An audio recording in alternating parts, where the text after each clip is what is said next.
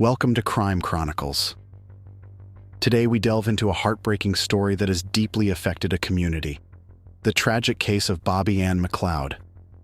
Bobbi Anne McLeod was an 18-year-old girl from Plymouth, UK, whose tragic case captured national attention. She went missing in November 2021 and was later found murdered. Known for her vibrant personality, Bobbi Anne was a beloved figure among her friends and family. She had a deep passion for drawing and music, and her life was tragically cut short, leaving a profound impact on her community. On November 20th, 2021, Bobbi Anne McLeod embarked on what should have been a routine journey from her home to visit her boyfriend. As the evening set in, she left her house, saying her goodbyes to her family. Her route involved waiting at a local bus stop, a seemingly safe and familiar setting. However, she never made it to her destination. Her last known communication was a seemingly innocuous Snapchat post. The image showed her feet at the bus stop, accompanied by a simple caption stating that she was cold.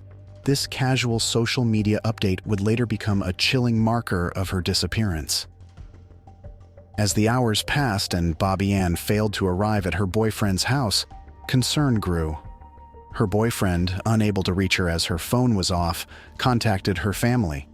Alarm bells immediately rang for her parents, who knew it was out of character for Bobbi Anne to be out of contact. This marked the beginning of a mysterious and tragic sequence of events. Bobbi Anne's disappearance sparked immediate concern, leading to a subsequent search involving her family, friends, and the wider community. Little did they know then, this was just the start of a heartbreaking journey to uncover what happened to the cheerful 18-year-old girl. Following Bobbi Anne's disappearance, her family and the wider community rallied together in a desperate search to find her. The initial search efforts were frantic, with her parents reaching out to friends and acquaintances, hoping someone had seen or heard from Bobbi Anne. When these efforts proved fruitless, they turned to social media, spreading the word about her disappearance and appealing for any information. As the seriousness of the situation became apparent, the search expanded. The local community came out in large numbers to assist, combing through the local area in the hope of finding any trace of Bobbi Anne. The search was methodical, covering the route she would have taken, focusing particularly on the area around the bus stop where she was last seen. Two significant discoveries were made during these efforts.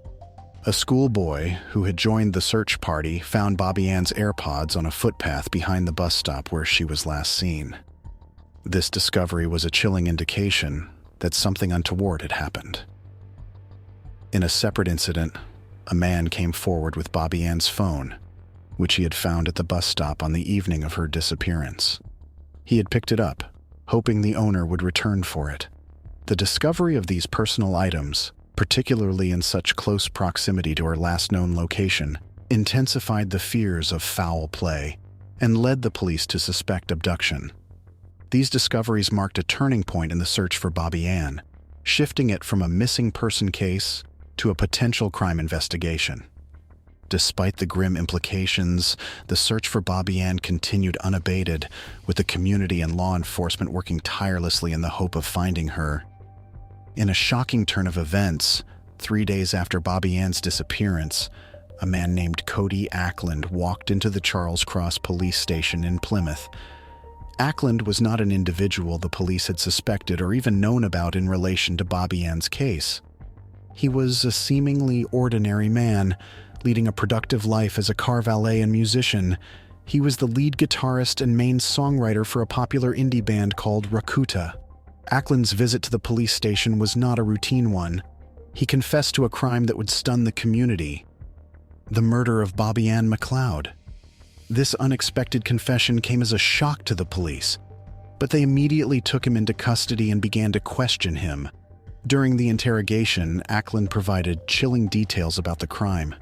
He requested a map of Plymouth and identified an area in Bovisand where he claimed to have left Bobbi Anne's body. Acting on this information, the police dispatched units to the area.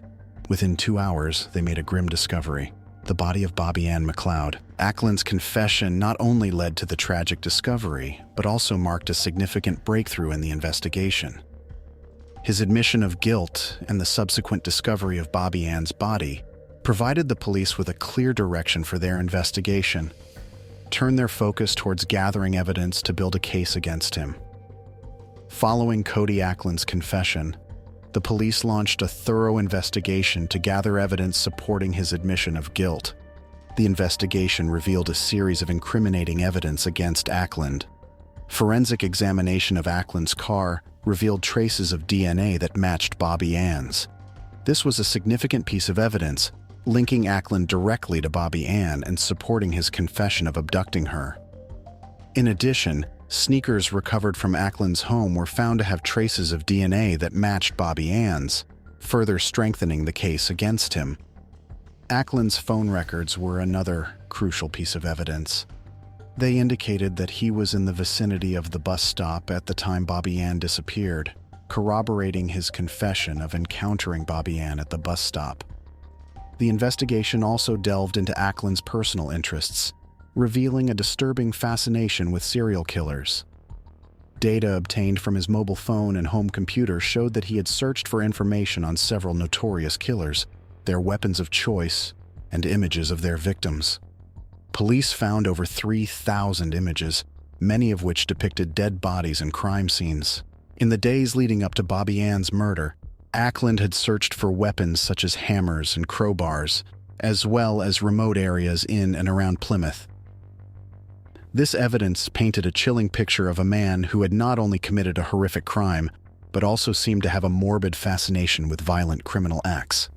The combination of physical evidence, phone records, and the disturbing content found on his devices provided a strong case against Ackland.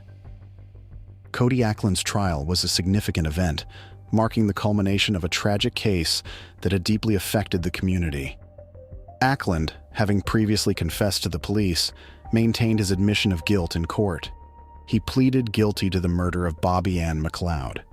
The court handed down a severe sentence reflective of the gravity of his crime. Ackland was sentenced to life in prison, with a minimum term of 31 years to be served before being considered for parole.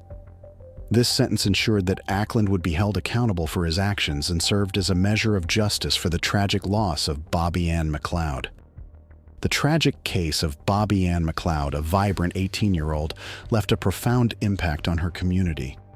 Her abrupt disappearance and the subsequent discovery of her murder sent shockwaves through the community. The seemingly ordinary background of her murderer, Cody Ackland, added to the shock. While the trial's conclusion brought some justice, it couldn't fill the void left by Bobbi Anne's loss. Her memory endures, a poignant reminder of a life cut tragically short.